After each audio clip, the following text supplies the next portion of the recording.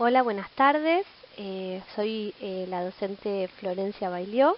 y les voy a hablar en esta oportunidad sobre los mecanismos de hipersensibilidad. Para hablar de los mecanismos de hipersensibilidad, debemos conocer que la función fundamental del sistema inmune es la de reconocer lo propio y eliminar lo ajeno. Y estos mecanismos, que pueden ser humorales o celulares, están estrictamente regulados con el objetivo de que todo se mantenga en equilibrio. Pero cuando en estos mecanismos inmunes se generan respuestas exageradas, excesivas o descontroladas, se producen frente a sustancias que normalmente no deberían ser reconocidas como enemigas, se desencadenan enfermedades que los mecanismos se definen como hipersensibilidad. Estos mecanismos de hipersensibilidad pueden ser caracterizados basados en la clasificación de Helly-Combs de 1963, que luego más tarde fue ampliado por Pichler y se pueden dividir en 4 tipos. Van a depender estos tipos de el estímulo que gatille la reacción,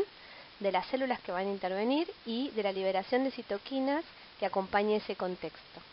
Si bien esta clasificación ayuda a identificar el mecanismo, se utiliza principalmente con fines académicos, ya que en la práctica clínica, de acuerdo a qué patología sea, varios de estos mecanismos pueden estar superpuestos. En este cuadro quizá queda más claro y más gráfico las células que intervienen y las citoquinas que se liberan. Volviendo a los mecanismos de lesión celular, en las reacciones de hipersensibilidad son los mismos en realidad mecanismos efectores para las defensas contra los microorganismos patógenos infecciosos. Lo que pasa es que el problema que la hipersensibilidad tiene es que justamente están mal controlados, son excesivos o se dirigen en dirección inadecuada. Existen varios factores por los cuales un individuo va a desarrollar una reacción de hipersensibilidad, entre los que podemos tener factores hereditarios o de predisposiciones particulares. Y en esta clasificación además se puede dividir los mecanismos en 2 grupos: las mediadas por anticuerpos, que son las primeras 3, tipo 1, tipo 2 y tipo 3, y las mediadas por células, que son la tipo 4, y a su vez en la ampliación que se realizó más tarde, se la subdividió en 4 variantes. Además, también tenemos que tener en cuenta el tiempo de latencia en la que se presenta la reacción, desde la exposición al antígeno a la aparición de la reacción. Entonces tenemos bien marcadas las diferencias entre la de tipo 1, que es inmediata, que se desata en minutos de la exposición al antígeno. Luego las 2 y la 3, que las podemos considerar mediatas, ya que pueden desarrollarse en el transcurso de horas, incluso días, y las de tipo 4 sí, a partir de las 48-72 horas del contacto con el antígeno. En todas las respuestas inmunológicas, tanto sea normal o patológico, se va a requerir una fase de sensibilización que siempre es silente, y las vamos a ir viendo en cada una de los mecanismos. Entonces tenemos las reacciones de hipersensibilidad de tipo 1, que también se las denomina alérgicas o inmediatas. Son mediadas por inmunoglobulina E y característicamente se van a desencadenar a los pocos minutos del contacto con el antígeno, que en este caso lo vamos a llamar alergeno. Los alergenos son moléculas proteicas de origen vegetal o animal que ingresan al organismo por vía natural y que son inocuos para la población normal, pero que en individuos genéticamente predispuestos van a inducir una respuesta desproporcionada o exagerada con producción excesiva de inmunoglobulina E específica para ellos. Dicho de otra manera, puede ser cualquier molécula que nos rodea, que al estar en contacto continuo sensibiliza a ese individuo, y esto implica que luego se reconozca como ajeno o enemigo y se desate una respuesta inflamatoria de tipo 1. Y por lo tanto acá aparece el concepto de alergia, que es el proceso por el cual un individuo genéticamente predispuesto va a reconocer como extraña e induce una respuesta inmunológica desproporcionada y exagerada, dando lugar a una serie de manifestaciones clínicas que se caracterizan por inflamación, que principalmente está mediada por sustancias vasoactivas, entre las que más se destaca la histamina. Esta respuesta inapropiada o equivocada es claramente perjudicial y va a producir una serie de alteraciones inflamatorias que se va a manifestar en distintos niveles del organismo, que pueden ser en la piel, en las mucosas, o en otros órganos específicos, como por ejemplo el pulmón, las vías aéreas superiores, dando los distintos cuadros y síntomas digestivos, dando distintos cuadros y síntomas que son característicos de las enfermedades alérgicas.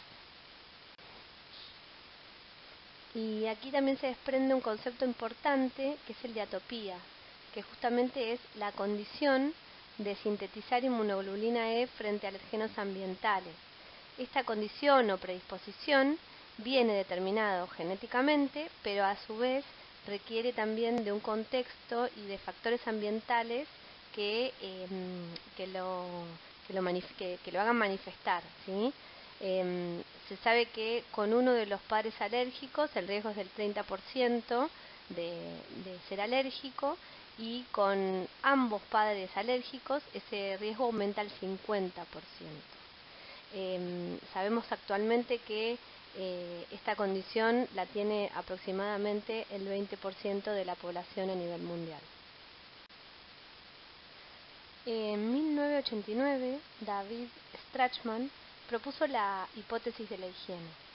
y acá se plantea que el incremento de las enfermedades inmunológicas como alergias, neoplasias y enfermedades autoinmunes tendría una relación directa con el modo de vida actual, de limpieza excesiva y de poca exposición antigénica.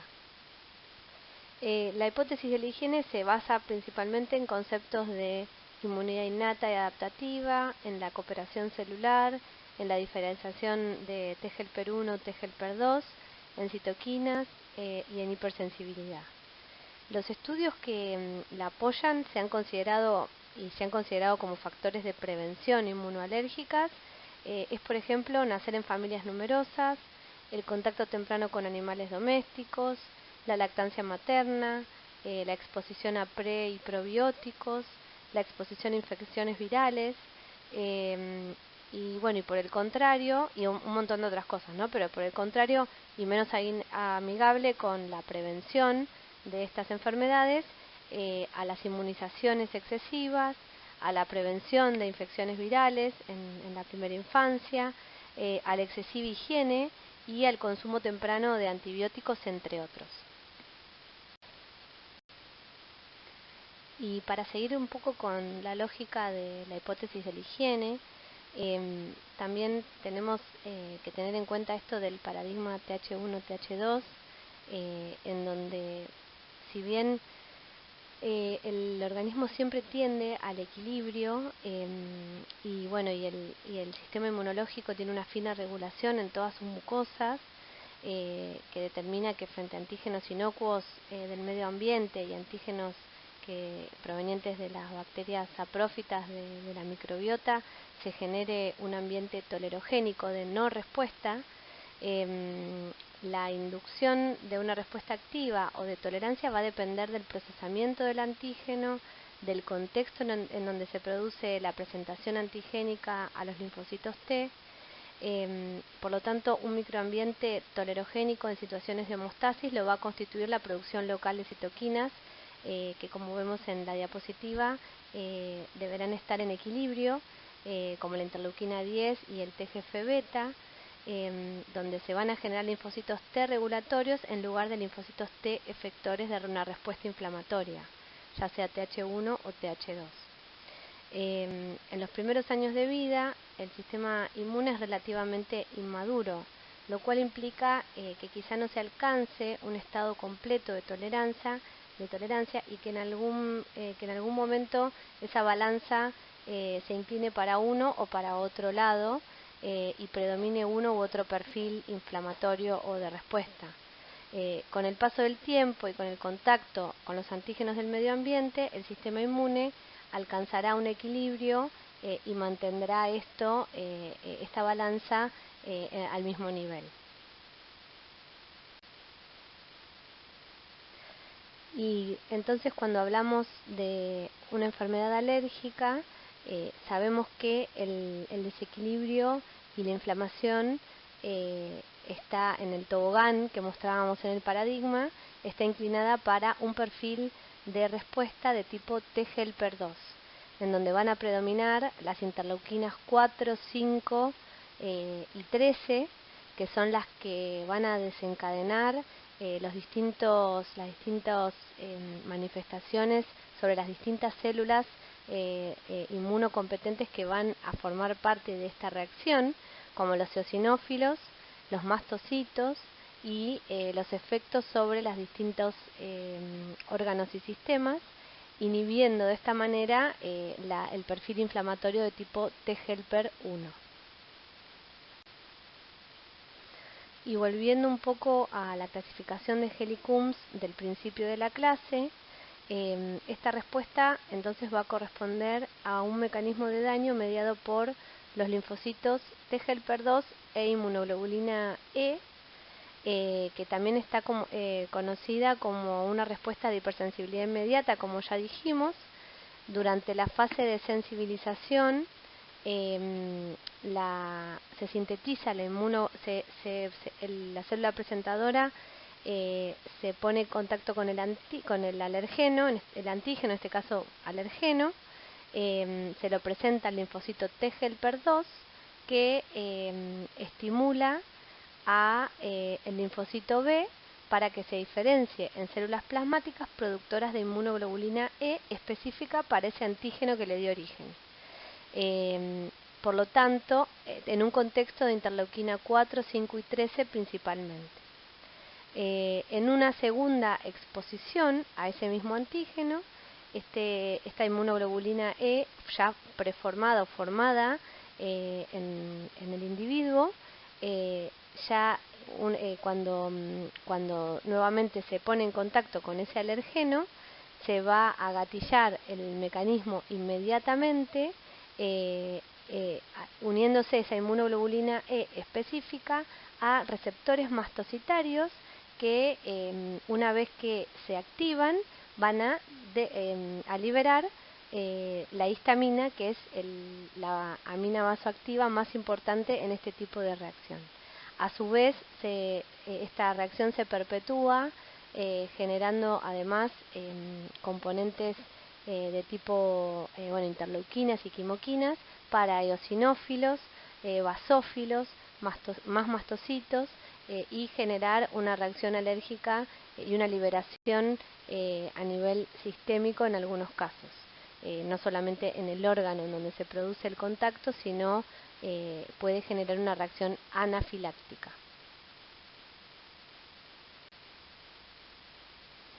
Y aquí vimos a la histamina como gran protagonista de los síntomas clínicos que se producen en los distintos órganos de una reacción alérgica. Y a partir de ese proceso inmunológico generado, se puede observar clínicamente, como ven en estas fotos, las diferentes formas de presentación que pueden ir desde reacciones locales, como una reacción a nivel nasal, como una rinitis alérgica, una conjuntivitis, puede ser a nivel de la piel, como reacciones de tipo urticarianas o de dermatitis. Después puede también tener algún tipo de afectación a nivel bronquial, produciendo broncoespasmos o crisis asmáticas, digestivas. Cuando esto se produce, esta liberación se produce a nivel de las capas más profundas de la hipodermis, puede llegar a generar angioedema, como se observa acá en en la foto del ojo que ven tan hinchado. Bueno, y todo lo relacionado con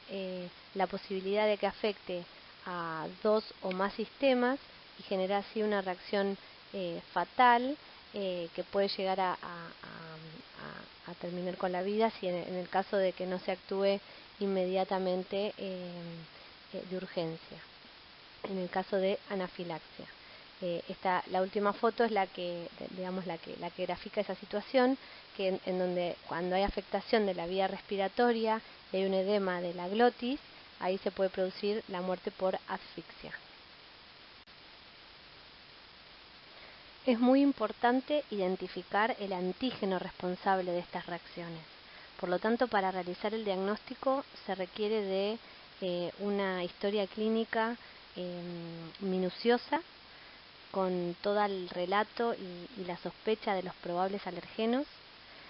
realizar pruebas cutáneas en el caso de que se puedan realizar con extractos alergénicos o con las proteínas en fresco, que en ese caso se denomina prick test, como lo ven acá en las fotos, y prick to prick cuando es con el alimento en fresco. También en algunos casos específicos se deberá realizar prueba de provocación. Esto significa exponer al paciente en un ámbito controlado y hospitalario por una eventual reacción anafiláctica que pudiera ocurrir, pero de esta manera se realizan los diagnósticos, por ejemplo, de las alergias alimentarias.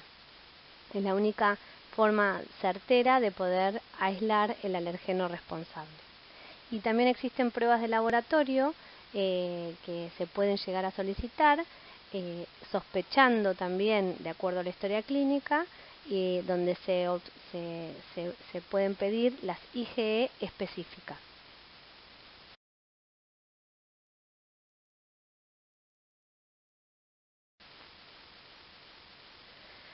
En el caso de la hipersensibilidad tipo 2,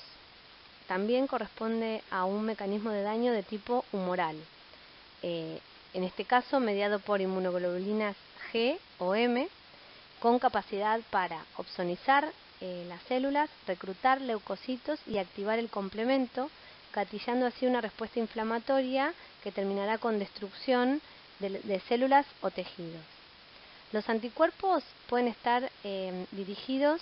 frente a antígenos celulares o de tejidos sanos, normales, en este caso serían autoanticuerpos, o bien puede estar dirigidos contra antígenos exógenos como las sustancias químicas, por ejemplo algún fármaco, o productos microbianos que se van a unir a superficies celulares o a matriz extracelular, gatillando así la respuesta en esos lugares. Existen diferentes maneras de generar el daño. La destrucción celular se produce o por citotoxicidad celular dependiente de anticuerpos o por la activación del complemento. Lo mismo pasa con la destrucción de tejidos o unión a proteínas extracelulares. Y el otro mecanismo que se produce, que se gatilla a partir de la unión de receptores de superficie, puede ser o que se estimule o que se bloqueen los receptores celulares y activen distintas funciones anómalas.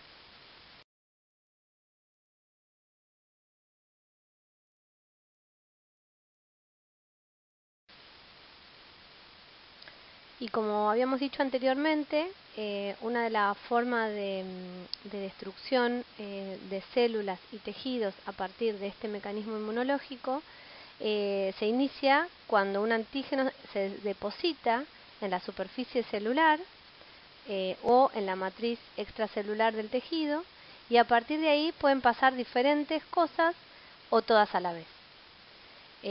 Puede ser que esa célula sea opsonizada, por lo tanto marcada por anticuerpos de tipo IgG, y de esta manera sea reconocido por receptores del fagocito, como pueden ver en la primera flecha. Puede ser, como segunda opción, que se active la vía clásica del complemento a partir de receptores C3b y se generen subproductos C3b y C4b que se depositan en la superficie de células y así reconocen a los fagocitos que expresan receptores para estas proteínas. El resultado va a ser la fagocitosis de las células opsonizadas y la destrucción, pero ahí interviene el complemento. Y por otro lado, puede aparecer un tercer actor en este mecanismo, que es la citotoxicidad celular dependiente de anticuerpos, en donde van a participar principalmente células natural killer y macrófagos como efectoras de esta destrucción, en donde las células opsonizadas por la inmunoglobulina G, en un principio son lisadas directamente por productos citotóxicos, por una reacción citotóxica. Esta citotoxicidad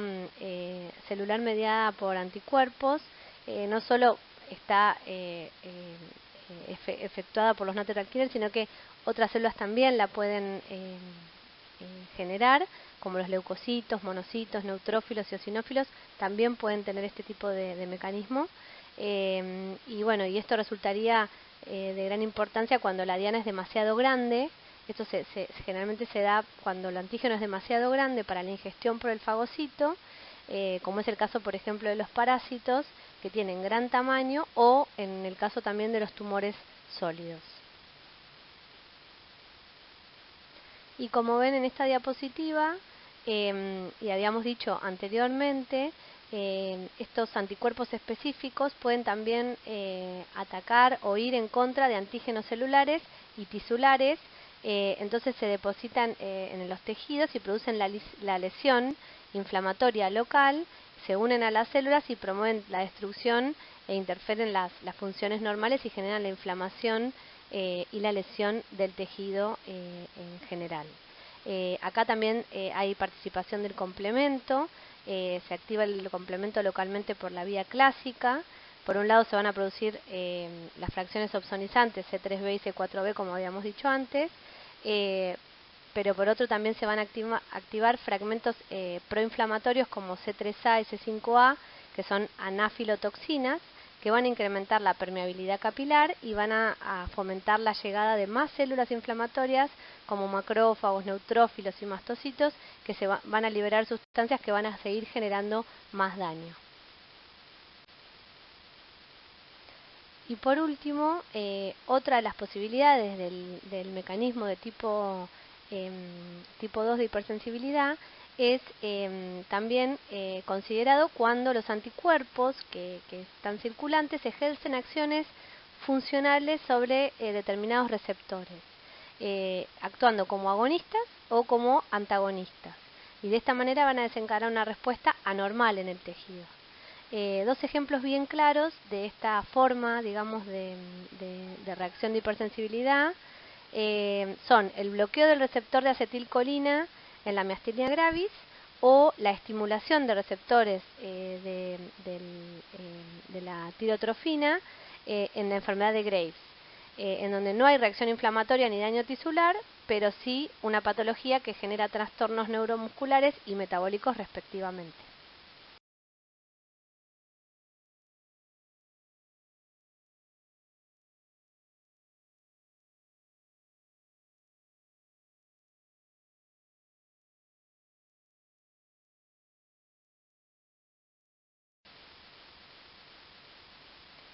Y la siguiente lista corresponde a algunas patologías que responden a este tipo de mecanismo de hipersensibilidad tipo 2.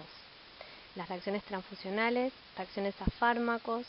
la eritroblastosis fetal o enfermedad hemolítica del recién nacido, las citopenias autoinmunes como anemias o trombocitopenias, el pénfigo vulgar o ampollar, que los anticuerpos van dirigidos a las caderinas epidérmicas, el síndrome de Goodpasture, que también son anticuerpos contra proteínas extracelulares de la membrana del glomérulo, contra el colágeno tipo 4, contra el glomérulo renal, contra los alvéolos pulmonares. Entonces se producen síntomas a nivel pulmonar y renal. Después tenemos también la fiebre reumática, que en este caso los anticuerpos son en la pared son contra la pared del estreptococo y tienen reactividad cruzada contra las células musculares cardíacas. Entonces así produce este tipo de reacción. Y la miastenia gravis y enfermedad de Graves, que ya las nombramos anteriormente. Ahora vamos quizá a profundizar un poco sobre las dos más importantes o que quizá caracterizan a este tipo de reacción, que son las reacciones transfusionales y la eritroblastosis fetal o enfermedad hemolítica del recién nacido. Bueno, y como les decía, uno de los ejemplos de este tipo de mecanismo son las reacciones transfusionales por incompatibilidad de grupo, en donde el dador no debe tener anticuerpos en su sangre que pueda generar una reacción de este tipo. Los anticuerpos pueden formarse contra las glicoproteínas de membrana del glóbulo rojo, generalmente son de tipo IgM, tiene activación del complemento con hemólisis intravascular y en estos casos el tratamiento es diuresis y medidas de sostén, pero puede ser muy grave. Y otro de los ejemplos característicos de este tipo de hipersensibilidad es la eritroblastosis o eritroblastosis fetal o enfermedad hemolítica del recién nacido, en donde se trata de una anemia hemolítica del feto o del recién nacido que es causada por justamente la transmisión transplacentaria de los anticuerpos específicos de la madre contra la membrana eritrocitaria fetal, que generalmente es secundaria a una incompatibilidad entre el grupo sanguíneo de la madre y del niño. Generalmente se presenta cuando la madre es RH negativa y el padre es RH positivo y conciben un feto RH positivo. El mecanismo sería que cuando los eritrocitos fetales que contienen el antígeno heredado del padre, que no lo posee la madre, acceden a la circulación materna, se van a formar los anticuerpos específicos contra esa proteína del eritrocito, y a este fenómeno se denomina isoinmunización. Estos anticuerpos, que corresponden a la clase IgG, atraviesan la placenta y se unen a los hematíes fetales, los cuales van a ser destruidos fundamentalmente en el vaso del bebé por el sistema retículo endotelial. La respuesta inicial de anticuerpos en la madre consiste en la producción primero de IgM anti-D y luego IgG anti-D. Generalmente esto pasa en el segundo embarazo,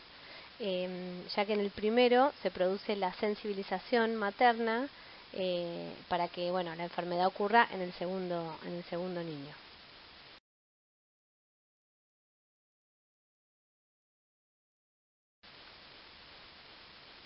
Y ya pasando a la reacción de hipersensibilidad tipo 3,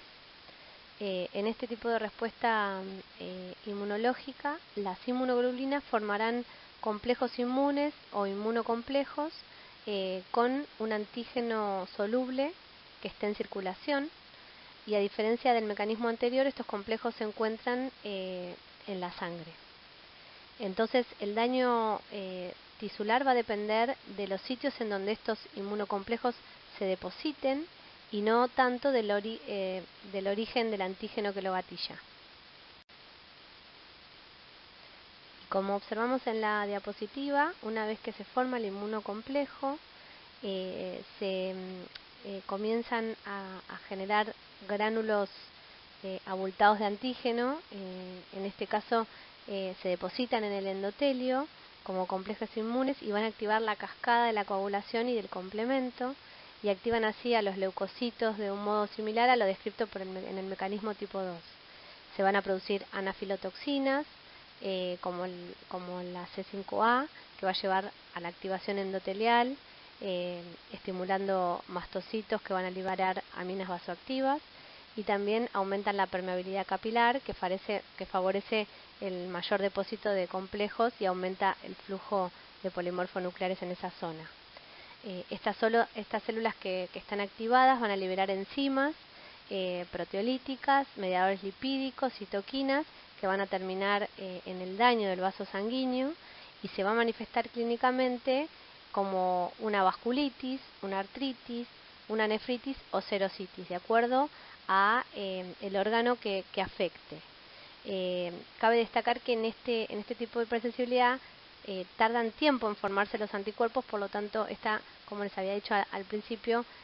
tendría la aparición de los síntomas sería más tardía, entre horas a días.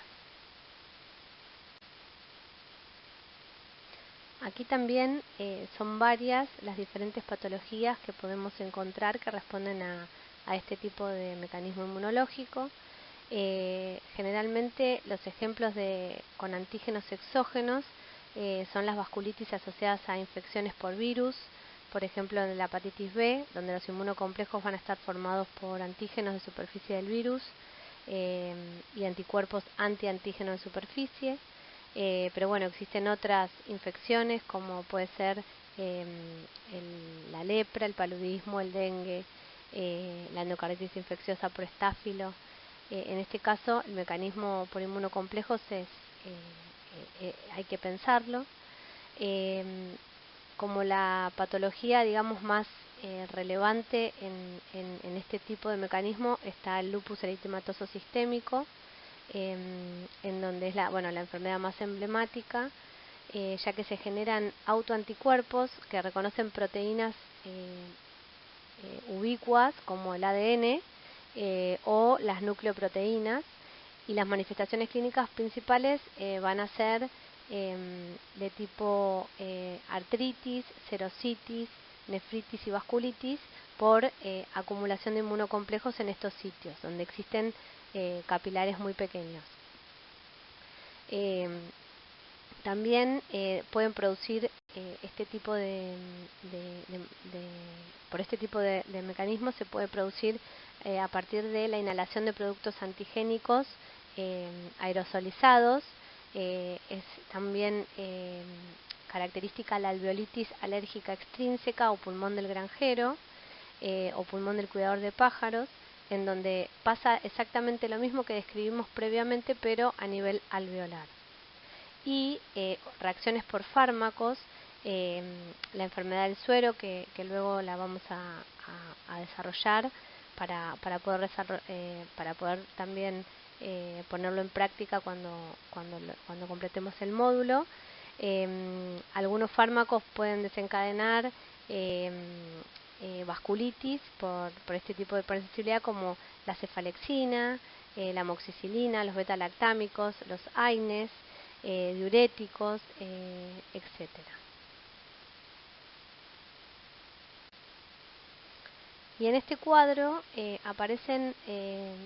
la ruta, principalmente la dosis y la ruta de liberación del antígeno, que va a determinar después la reacción de hipersensibilidad que ocurra, ¿no? Como ven, es como dosis y vía dependiente este mecanismo, por lo tanto hay que tenerlo en cuenta para cuando se sospecha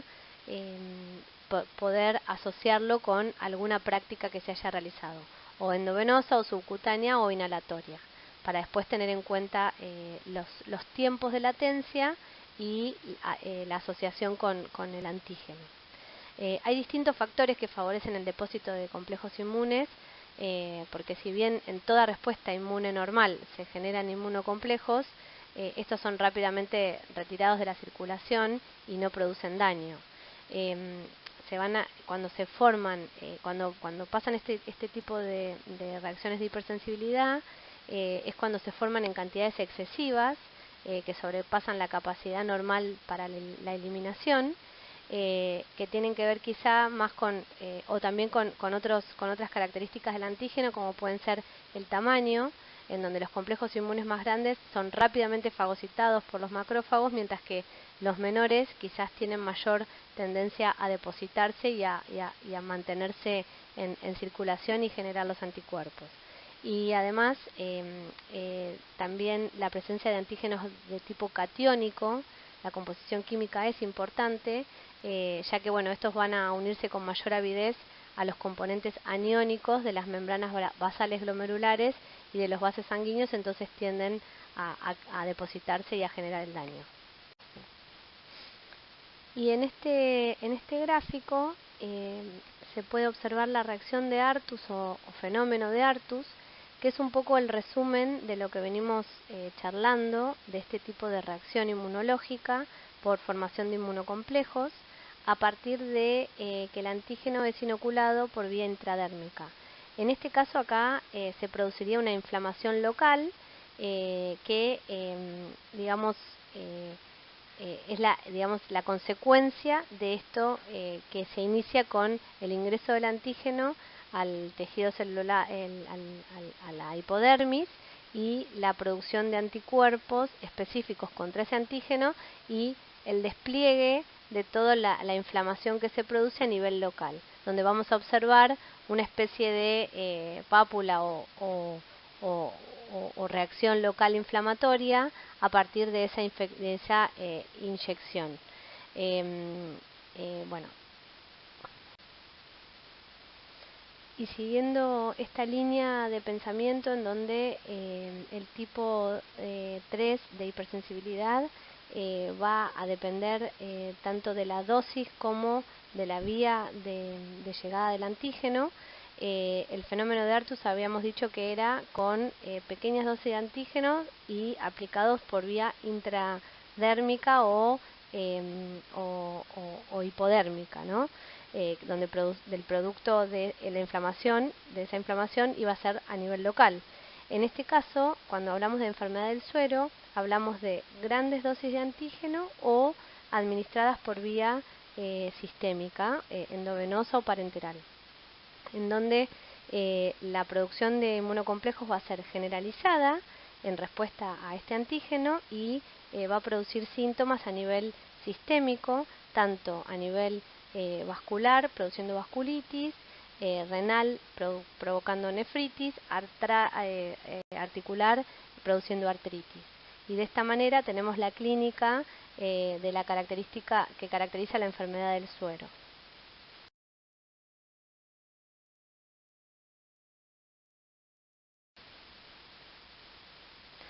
Por último, hablamos de las reacciones de hipersensibilidad tipo 4, también conocidas como respuestas de hipersensibilidad retardada. En este caso, se involucran mecanismos celulares de daño. Esto significa que, a diferencia de los mecanismos vistos anteriormente, intervienen células de tipo T y citoquinas que se liberan y no intervienen anticuerpos. Tradicionalmente eran descritas como reacciones linfocitarias que llevaban a la activación de macrófagos, células inflamatorias, posterior formación de granulomas. Un ejemplo típico es el caso de la tuberculosis, o también descritas como dermatitis de contacto por acción citotóxica de los linfocitos TCD8. Pero luego su descripción fue ampliada, como les comenté anteriormente, por Pichler, que clasificó a su vez a las tipo 4 en 4 subtipos. Y esto fue a partir de observaciones clínico-patológicas de estas reacciones adversas a los fármacos. Ustedes no tienen que saber en detalle cada uno de los subtipos, pero estos son los diferentes perfiles de activación que actualmente se describen en este tipo de hipersensibilidad y caracterizan la fisiopatogenia de muchas enfermedades muy importantes.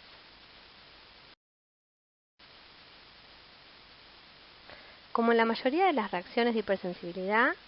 hay una fase de sensibilización silente o asintomática, y durante esta fase las células presentadoras de antígeno van a procesar los antígenos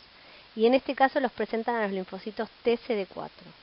Estos linfocitos activados van a estar encargados de dirigir el tipo de respuesta inmunológica que se monte y el perfil de citoquinas contra el antígeno específico. Esto va a ser de forma silente, asintomática, hasta que se sobrepase un determinado umbral y desencadene sí un daño inmunológico y la sintomatología clínica evidente. Como les decía, el ejemplo típico de este tipo de hipersensibilidad es el tipo 4 subtipo A, que sí debemos conocer y que caracteriza a la patogenia de la tuberculosis, en donde el antígeno es fagocitado por los macrófagos alveolares, en este caso, que intentan destruir el Mycobacterium intracelular, pero al no ser capaces de poder realizarlo, se estimulan los linfocitos T helper 1, que van a colaborar con esta destrucción, generando interleuquinas como el interferón gamma, el TNF-alfa, que además se liberan enzimas lisosomales, especies reactivas de oxígeno, óxido nítrico, más citoquinas proinflamatorias, que atraen mayor infiltrado celular de neutrófilos, monocitos, se comienzan a organizar, también intervienen los fibroblastos y finalmente se forma un granuloma, que es como la conclusión de una inflamación crónica. De esta manera y de esta forma de reacción va a representar el intento del huésped de bloquear un sitio de infección persistente, pero que a su vez hay destrucción a su alrededor. Y seguramente habrán oído nombrar a la PPD o reacción de Mantoux, que es una prueba cutánea que se utiliza para el diagnóstico de tuberculosis y que va a dar información sobre el contacto previo que el individuo había tenido con el Mycobacterium tuberculosis, evaluando por una respuesta de hipersensibilidad retardada o tipo 4 el contacto con el microorganismo. Esta prueba se realiza con el derivado proteico purificado, por eso PPD de sus siglas en inglés. Se inyectan 0,1 mililitros de PPD por medio de una punción muy superficial en la piel, por vía intradérmica, en la cara anterior del antebrazo con una aguja muy fina, como se observa en la foto. Y bueno, y se va a realizar una pápula de más o menos de 6 a 10 milímetros de diámetro y que va a tener la lectura 48-72 horas posteriores, evaluando entonces el tipo de reacción. La interpretación de la prueba cutánea va a depender de dos factores principalmente: de la medida de la induración en milímetros, no del eritema, sino de la pápula de la induración, y el riesgo que tiene la persona de estar infectada por tuberculosis y, en caso de estarlo, el riesgo que evolucione a ser enfermedad. Por lo que se considera positiva teniendo en cuenta el estado inmunológico del paciente y la situación de contacto con el Mycobacterium. Por lo tanto, como se observa en el cuadrito, fíjense las diferentes posibilidades que existen y cuándo tenemos que tomar los criterios de positividad de la PPD. Y otro subtipo muy importante de este tipo de reacción de hipersensibilidad es el tipo 4C, que en este caso las respuestas de los linfocitos T son de los linfocitos T CD8 citotóxicos, que van a causar las dermatitis de contacto alérgicas, que se van a desarrollar por contacto con antígenos incompletos o aptenos. Es muy común este tipo de reacción por contacto con metales, por ejemplo el níquel, otras sustancias como los parabenos de las tinturas o inclusive el látex. A partir de la captación y la formación del complejo apteno-transportador por la célula dendrítica de la piel, se va a generar el procesamiento y la presentación de los péptidos antigénicos a las células TCD8 efectoras, y posteriormente se va a generar las linfocitos T CD8 de memoria centrales y efectores. Estas últimas van a infiltrar la piel y van a ser las que medien en forma temprana el desarrollo de las lesiones cutáneas en respuesta a la reexposición al apteno inductor. Por lo tanto, una vez que se sensibilizan vuelven a aparecer con un nuevo contacto en mucho menos tiempo que lo que tardaron en realizar la primera reacción. Cuando esto se produce en gran escala y el antígeno ingresa o por vía sistémica o con grandes dosis que superen el umbral de tolerancia, por ejemplo un fármaco, cualquier droga, puede desarrollar reacciones gravísimas y por estas acciones citotóxicas mediadas por perforinas y granzimas que van a analizar distintos tipos celulares como los queratinocitos o hepatocitos, pueden dar lugar a las enfermedades como la enfermedad de Lyell o la necrólisis epidérmica tóxica o epidermolisis ampollar, que se comportan como un gran quemado y en la mayoría de las veces se puede comprometer la vida.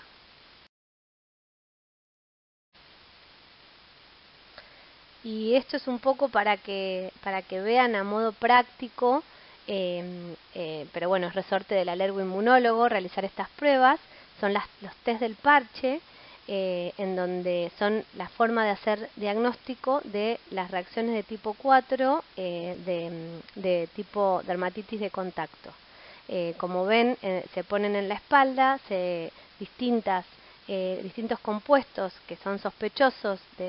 con la posibilidad de generar la reacción, se mantienen tapados durante 48-72 horas, luego se retiran y se observa la reacción como pasa en la segunda diapositiva, en la segunda foto, en donde se observan las pápulas